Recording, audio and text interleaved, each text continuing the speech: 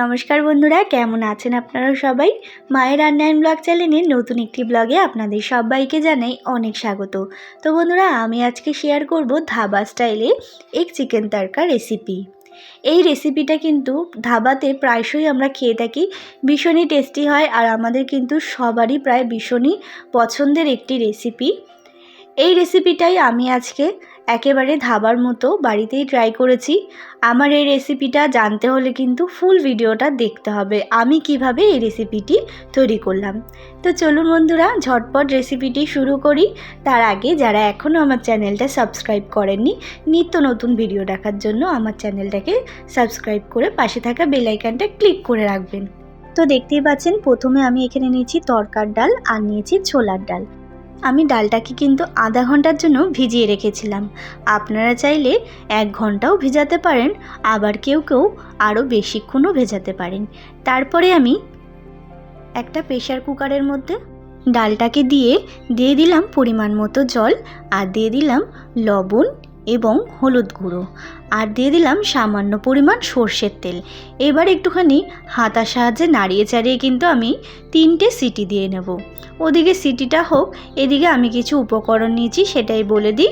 নিয়েছি চপ করা পেঁয়াজ, চপ করা রসুন, চপ করা আদা, চপ করা টমেটো, কাঁচা লঙ্কা এবং ধনেপাতা। আর এদিকে নিয়েছি ছোট ছোট পিস করে রাখা চিকেন, আর নিয়েছি 2টো ডিম, তড়কা মশলা, ধনে গুঁড়ো, জিরের গুঁড়ো। এরপর চিকেনটাকে আমি ম্যারিনেট করে নেব। চিকেনটা কিন্তু আমি খুব ভালো করে ধুয়ে রেখেছিলাম। এরপর দিয়ে দিলাম সামান্য পরিমাণ হলুদ গুঁড়ো, সামান্য লবণ এবং একটু রসুন বাটা। তারপরে এইদিকে দেখতে পাচ্ছেন ডালটা কিন্তু আমার সিটি দেওয়া একেবারে কমপ্লিট। দেখতেই পাচ্ছেন ডালটা কিন্তু খুব ভালো করে সেদ্ধ হয়ে গেছে। এরপর সরাসরি কিন্তু আমি গ্যাসে একটি কড়াই বসিয়ে দিয়েছি। তার মধ্যে দিয়ে দিলাম সামান্য পরিমাণ সর্ষের তেল। পুরো রেসিপিটা আমি সর্ষের তেলেই করব। তারপর তেলটা গরম হয়ে গেলে আমি সামান্য পরিমাণ লবণ দিয়ে দিলাম 2টো ডিম। এবার ডিমটাকে কিন্তু ভালো করে ভুজিয়া করে নেব। আপনারা সবাই কিন্তু জানেন ভুজিয়া করতে, এটা আর বলার কিছু না। আমি কিন্তু এবার ভালো করে ডিমটাকে ভুজিয়া করে নিচ্ছি। তো দেখুন বন্ধুরা, ভুজিয়া করা কিন্তু কমপ্লিট। এরপর আমি তুলে নিচ্ছি। তারপর ওই কড়াইতেই আমি আরও বেশ কিছুটা তেল অ্যাড করে দিয়েছি। তেলটা গরম হয়ে আসলে দিয়ে দিয়েছি চিকেনগুলো, মানে ম্যারিনেট করা চিকেনগুলো ভেজেও আমি তুলে নিচ্ছি। তারপরে ওই চিকেন ভাজা তেলের মধ্যে দিয়ে দিলাম রসুন কুচি। অনেকেই ভাবছেন তেলটা কালো হলো কি করে, এদিকে চিকেনটা ভেজেছিলাম বলে কিন্তু তেলটা অনেকটা কালো হয়ে গেছে। এরপরে দিয়ে দিলাম আদা কুচি, আর দিয়ে দিলাম পেঁয়াজ কুচি। আর আদা কুচি আর রসুন কুচিটা একটু ভেজে নেওয়ার পরেই কিন্তু পেঁয়াজটাকে দিতে হবে। এবার পেঁয়াজটাকেও একটু ভেজে নিচ্ছি। তো দেখুন, আদা, পেঁয়াজ, রসুন সমস্ত কিন্তু ভাজা হয়ে গেছে। এরপরে দিচ্ছি কাঁচা লঙ্কা কুচি, আর দিয়ে দিচ্ছি টমেটো কুচি। এবার আবারও বেশ কিছুক্ষণ ভেজে নেব, যতক্ষণ না টমেটোটাও নরম হয়ে যাচ্ছে আর কাঁচা লঙ্কাটাও একটু সেদ্ধ হয়ে যাচ্ছে। তো দেখতেই পাচ্ছেন বন্ধুরা, টমেটো, কাঁচা লঙ্কা দুটোই কিন্তু ভাজা হয়ে গেছে। এরপরে আমি একে একে সব গুঁড়ো মশলাগুলো অ্যাড করে দিচ্ছি। দিয়ে দিচ্ছি ধনে গুঁড়ো, জিরে গুঁড়ো এবং তড়কা মশলা, আর দিয়ে দিলাম স্বাদ মতো লবণ। এবার সমস্ত মশলাগুলোকে কিন্তু ভালো করে আমি কষিয়ে নিচ্ছি।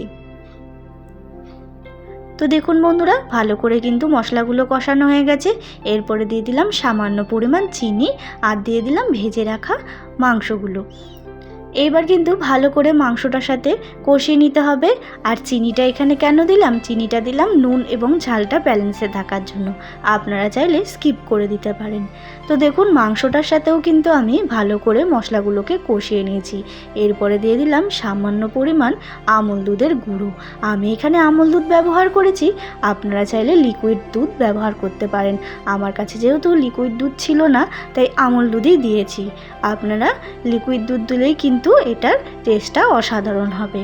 এরপর একটু দুধটা দিয়ে নাড়াচাড়া করেই দিয়ে দিলাম আমি সেদ্ধ করে রাখা তড়কার ডালটা। এবার ভালো করে ডালটার সাথে সমস্ত মশলা আমি কষিয়ে নেব। তো দেখুন বন্ধুরা, সমস্ত মশলা কিন্তু ডালটার সাথে আমি ভালো করে কষিয়ে নিয়েছি। এরপরে দিয়ে দিলাম আমি প্রেসার কুকার ধোয়া জলটা, আর বাদবাকি যে ডালটা ছিল সমস্তটাই দিয়ে দিলাম। এবার একটু ফুটিয়ে নিচ্ছি। তো দেখুন বন্ধুরা, ডালটা কিন্তু একেবারেই ফুটে গেছে। এরপরে আমি দিয়ে দিচ্ছি ভুজিয়া করে রাখা ডিমগুলো। এবার ডিমটাকেও আমি একটুখানি নাড়িয়ে চাড়িয়ে নিচ্ছি ডালের সাথে। একটু নাড়িয়ে চাড়িয়ে নিয়েই দিয়ে দিতে হবে ধনেপাতা কুচি। তারপরে দিয়ে দিচ্ছি কাসুরি মেথি। আপনাদের কাছে যদি কাসুরি মেথি না থাকে তাহলে স্কিপ করে যেতে পারেন, কিন্তু কাসুরি মেথিটা দিলে কিন্তু এর টেস্টটা অসাধারণ হয়। তারপরে দিয়ে দিচ্ছি বাটার। আমি এখানে প্রায় 2 চামচ মতো বাটার ব্যবহার করেছি। এবার আবারও বেশ কিছুক্ষণ নাড়িয়ে চাড়িয়ে একটুখানি কষিয়ে নেব। তো দেখুন বন্ধুরা, আবারও বেশ কিছুক্ষণ নাড়িয়ে চাড়িয়ে একেবারে রান্না করে নিয়েছি এই তরকাটা, দেখতেই পাচ্ছেন। আবারও বেশ কিছুক্ষণ আমি একটু ফুটিয়ে নেব, ওই ধরুন 10 মিনিট মতো। তো দেখুন বন্ধুরা, 10 মিনিট পর কিন্তু আমি ফিরে আসলাম, আর আমি হাতার সাহায্যে কিন্তু ডালগুলোকে একটু পিষে দিচ্ছি, তাতে কিন্তু বেশি ভালো লাগে দেখতে। তো চলুন, আমার কিন্তু রেডি হয়ে গেছে। এরপর গরম গরম রুটি কিংবা রুমালি রুটির সাথে সার্ভ করে দিন এই এগ চিকেন তরকা রেসিপি। তো বন্ধুরা, আমার এই রেসিপিটা কেমন লাগলো অবশ্যই কমেন্ট করে জানাবেন, এবং ভালো লাগলে অবশ্যই একটা লাইক করবেন। ঠিক এইরকমভাবে বানিয়ে দেখবেন, ভীষণ ভালো লাগবে। আর যারা এখনও আমার চ্যানেলটা সাবস্ক্রাইব করেননি তারা সাবস্ক্রাইব করে আমার পাশে থাকবেন। দেখা হবে নতুন একটি রেসিপির সাথে। ধন্যবাদ।